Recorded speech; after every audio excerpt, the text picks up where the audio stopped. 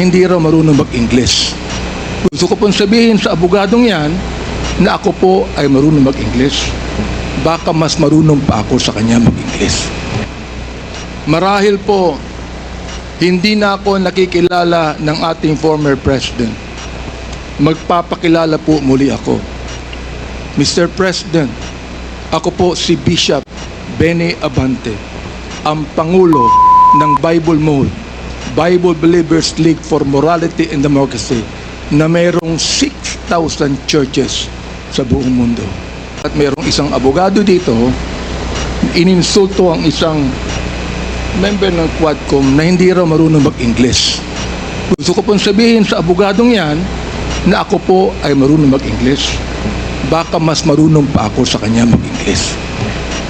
Ito po ang opening remarks ko sa ating Senior Deputy Speaker, sa ating Deputy Speaker, sa aking mga co-chairs, ladies and gentlemen, colleagues at mga kababayan.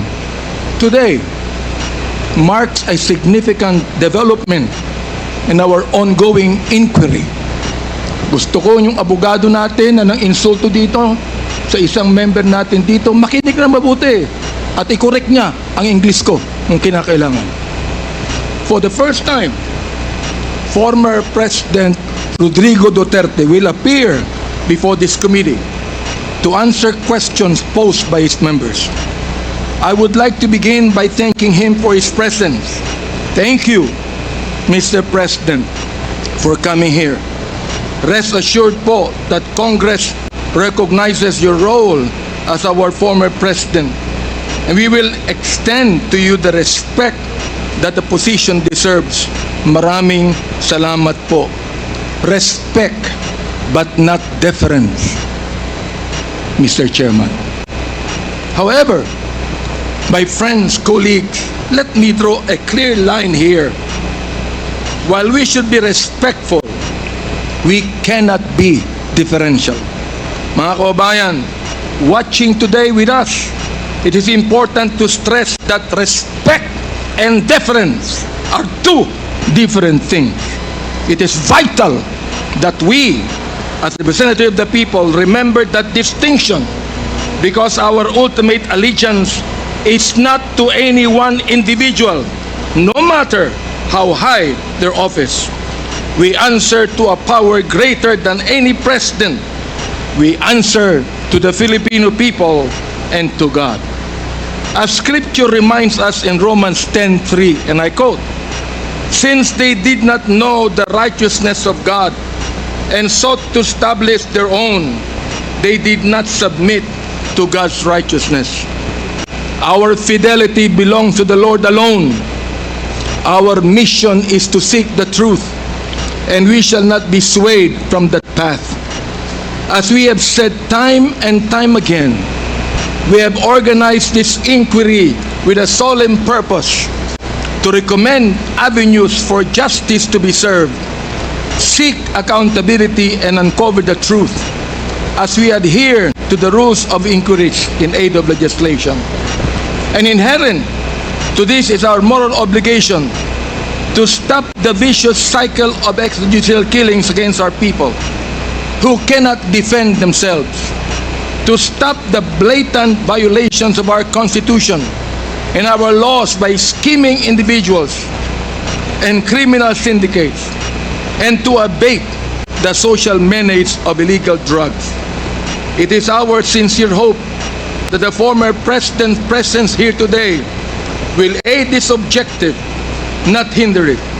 Today, we ask everyone here, including the former president, to speak openly and honestly, as this inquiry's goal is not to cast blame for its own sake, but to serve the cause of justice. Mr. Chairman, marahil po, hindi na ako nakikilala ng ating former president. Magpapakilala po muli ako. Mr. President, ako po si Bishop Benny Abante, ang Pangulo ng Bible Believers League for Morality and Democracy na mayroong 6,000 churches sa buong mundo.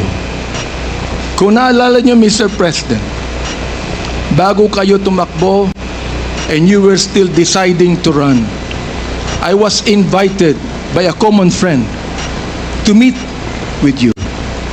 And we did at the Fairmont Hotel in Makati. I hope that you would remember that.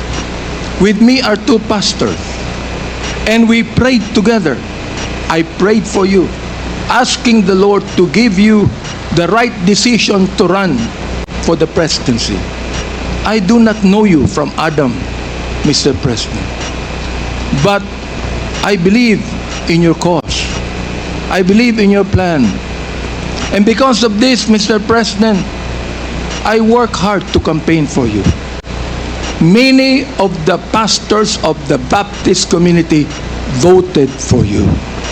Gusto ko pong marinig ito ng mga DDS trolls at DDS vloggers na tumitira sa amin at sinisira ang aking reputasyon. Gusto kong sabihin sa kanila, ilang boto ba ang ibinigay nyo kay former President? Ako po, Mr. President, libu-libong boto ang binigay namin sa inyo. Nagpasalamat ba kayo sa akin? Hindi. Nilapitan niyo po ba ako? Hindi. Mabuti pa, Senator Bongo, Mr. President, nagpunta sa aking simbahan at nagpasalamat sapagkat sinuportahan namin kayo at siya, Mr. President. Now, gusto kong sabihin po dito sa Quadcom na ito, ako ba'y lumapit sa inyo para humingi ng pabor? Hindi po.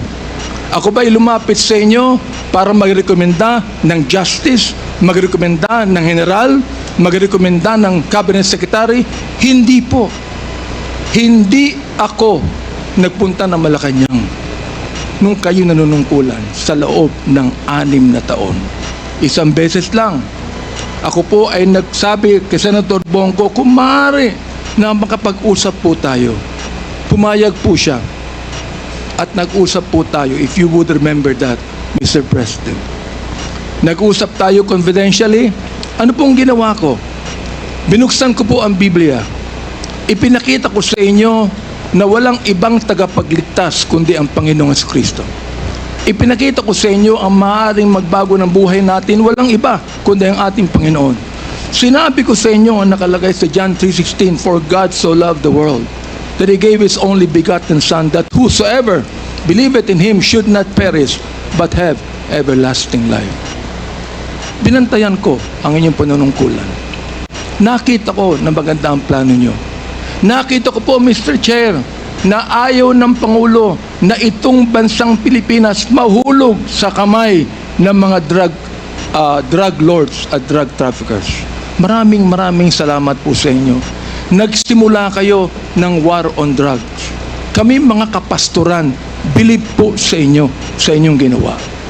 Sabi nyo, 6 months lang, kaya nyong tapusin ang war on drugs na ito. Inabot po kayo ng 6 na taon. Hanggang ngayon, meron po tayong war on drugs. Hindi po namin nakalain, Mr. President, na sa war on drugs na yan, mamamatay ang more than 30,000, Mr. President. Hindi ko akalain na more than 7,000 na mga drug pushers ang mamamatay sa kamay ng mga kapulisan at sa kamay ng mga riding in tandem. At sinabi po ng ating ibang kapulisan, at gusto kong sabihin, hindi po lahat ng kapulisan, sapagkat ang karamihan po ng ating kapulisan, mga mabuting tao at nais protektahan ang bansang ito. Pero ang ilang mga pulis pumatay po. At dito nag-testify ang ilan na merong reward system na inyong itinanggi nung kayo ay nag-testify under oath doon sa Senado. Ngayon po, bilang bishop po ng Bible Mode, hindi ko akalain na kinakailangan pumatay tayo ng more than 30,000 people para masugpo po ang drugs sa atin. Aba, Mr. Chair, talo pa natin ang Mexico. Sapagkat ng Mexico, nakita ko wala pang 10,000 namatay. Talo pa natin ng Colombia. Naging killing fields po ang Pilipinas nung panahon ninyo, nung kayo nanunungkulan. Naniniwala po kami na dapat hindi manatili ang drugs dito sa ating lipunan. Subalit, hindi po ako naniniwala na dapat tayong pumatay ng more than 30,000 people. Dahilan dito, pinatay si Kian Alejandro. Ano ang kasalanan niya? Pinatay ang isang 3-year-old na bata na nahagip ng stray bullet dahilan pumatay sa isang drug pusher. Pinatay ang 9-year-old na bata doon sa Caloocan, Mr. President, Mr. Chair. Ang kanyang bala ay nandun pa sa kanyang katawan nung siya'y nilibing. Subalit anong sabi ng funeral service? Siya po'y namatay dahil sa pneumonia. Pinatay po ang isang driver ng tricycle driver sapagkat sinakay niya ang isang drug pusher. Yung drug pusher pinatay, pero yung driver ng tricycle pinatay din, Mr. President. Hindi niyo po alam to. Hindi niyo po alam to. Ngayon, meron pong isa dahil sa tokhang kumatok sa isang pintuan, hinanap ang isang taong nagngangalampilo na isang drug pusher. Hindi nakita. Pinatay. Yung pinagtanungan. Yung pilo, buhay pa, Mr. President, Mr. Chair. At naglalako pa, palagay ko, ng drugs ngayon. Hindi ko po maintindihan to. Hindi ko po maunawaan kung bakit ganon. Samantalang sinuportahan kayo ng maraming pastor ng Baptist community. Ang ilang mga kapastoran po nandito at ilang mga pastor namin nanonood ngayon at pinapakinggan ang aking tinig, Mr. Chair. Ako po ay binabas araw-araw ng mga bashers ng DDS troll, ng DDS vloggers. Minumura itong taong ito. Sinisira ang aking reputasyon. Minumura po ako ng katulad ng inyong pagmumura, Mr. President. Hindi ko akalain kung bakit gagawin nila yan. Ang tanong ko, ilang boto ba ang ibinigay ng mga DDS vloggers sa inyo? Gusto kong sabihin sa inyo, I can testify on this, na libu-libong boto ang nakuha nyo sa Baptist community at hindi ako humiling ng anumang pabor sa inyo, Mr. President. In fact, kung naalala nyo, Mr. President, sinabi ko kay Senator Bongo na nais kitang imbitahan sa aming selebrasyon ng National Baptist Day, Mr. President. Nihinto ko lang po yung pakikipag-usap na ito ni Delga sa ating presidente para po makapakinig po sa akin ng tama. Inimbitahan ko kayo. Nagpunta ho kayo, Mr. President. Doon po sa SMX, nakita nyo ang 7,000 na mga Baptist leaders na nakinig po sa inyo. Sa inyong speech, Mr. President. Oo. Doon po sa speech ninyo, sa harapan po ng mga bishop at ng mga pastor, nagmumura kayo. Pinagbigyan po namin kayo. Kahit na hindi maganda sa amin makarinig ng mura, pinagbigyan po namin kayo dahil kayo ang Pangulo at dapat namin kayong respeto, Mr. President. Andito ho ako, nakaupo sa harapan nyo. Nagpapasalamat sa pagkakataong ito na masabi ko ng buong katapatan sa inyo ang ginawa ng more than 6,000 na mga kapastoran ng Bible Mode para sa inyong eleksyon bilang Pangulo ng Pilipinas. Nung akin pong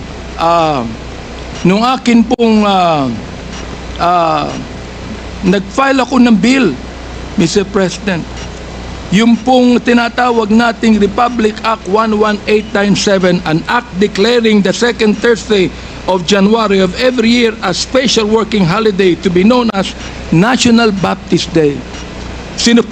Sinuportahan po ito ng lahat ng mga congressman. Sinuportahan po ito ng lahat ng mga senador. Okay. At nilagay po sa inyong opisina. Pinirmahan nyo ba ang bill na yan? Hindi po. Naging batas yan because it lapsed into law after 30 days. Pero, okay lang po sa amin yun. Okay lang po sa amin yun. Yun na lang siguro ang maaaring pasalamat ninyo, Mr. President, sa amin. Bilang pagboto namin sa inyo ng mga libo-libo mga Baptist leaders at Baptist members sa buong kapuluan. Hanggang ngayon, nirerespeto po kayo ng aming kapastoran. Hanggang ngayon, Pati yung kapasuran po namin sa Mindanao, ginagalang kayo. Marami kami pastor sa Davao na ginagalang po kayo. Bakit po? Sapagkat kayo ay naging Pangulo ng Pilipinas.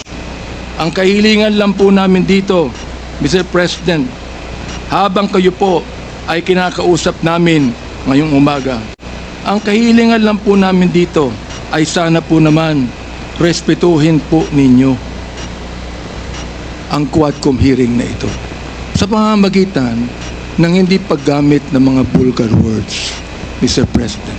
Sapagkat gusto kong sabihin sa inyo bilang warning na kapag kayo po ay nagmura sa Quadcom hearing na ito, I will make a point of order on you. Meron po akong batayan na batas sa tinatawag po nating disturbance of proceedings. Gusto kong basahin do po sa Psalms 109, 17 to 18 and 28. Hindi ko alam kung naniniwala kayo sa Diyos. Hindi ko alam kung naniniwala kayo sa Biblia. Samantalang sa isang pagkakataon, tinawag niyo ang Diyos na stupid, Mr. President. Tinanggap po namin yan sapagkat kayo Pangulo. Oo. At nagpapasalamat ako. Hanggang ngayon po, buhay pa kayo. Kahit na po tinawag niyo ang Diyos na isang stupido, Diyos. Oo. Hindi ko alam kung katanggap-tanggap yan sa lahat na mga nakikinig sa akin ngayong umaga. Pero ito po, gusto kong basahin sa inyo bilang isa rin namang warning. Sa wikang Tagalog, babasahin ko. Sapagkat iniisip niya, ang manumpa, ang magsabi ng masama, kaya darating yaon sa kanya, sapagkat hindi siya nalugod sa pagpapala, kaya't malayo yaon sa kanya. Dahil binihisan niya ang sarili niya ng pagsabi ng masama o pagsumpa na gaya ng kanyang sariling damit, yaoy papasok sa kanyang kalooban na gaya ng tubig at gaya ng langit sa kanyang mga buto. Hayaang sumumpa sila. Hayaang sila ay magmura. Ngunit magpala ka. Ang kahilingan po namin ngayon, Mr. President, sana po, imbis na mura ang marinig namin sa inyo, sana po, bigyan nyo kami ng pagpapala sa Quadcom na ito. Sapagkat hindi personalidad ang tinutukoy namin dito. Ang tinutukoy po natin ito, issue na kinakailangan po natin tuldukan sapagkat ito po'y kailangan ng ating bayan. Kapag sila'y bumangon, sila'y mapapahiya, ngunit ang iyong lingkod ay magagalak. Yan po ang sinabi sa Salmo, Mr. Chair, Mr. President. Salamat po sapagkat hinayaan niyo ako na magsabi sa inyo ng buong katapatan na walang halong anumang pagkukunwari, Mr. President. Ginagalang ko pa rin po kayo. Hindi po dahilan ay kayo, kundi dahilan sa minsan naging Pangulo kayo ng Pilipinas. Kaya nga po ang aking opening remarks is what? Respect, not deference. We are not here to give you obeisance. We are not here to give you obedience. We are not here to submit to you. We are here as equal members of this House, Mr. President, Mr. Former President. You are now a private citizen. And I hope and pray that you would give us equal respect as we give you equal respect today. Maraming salamat po, Mr. Chair.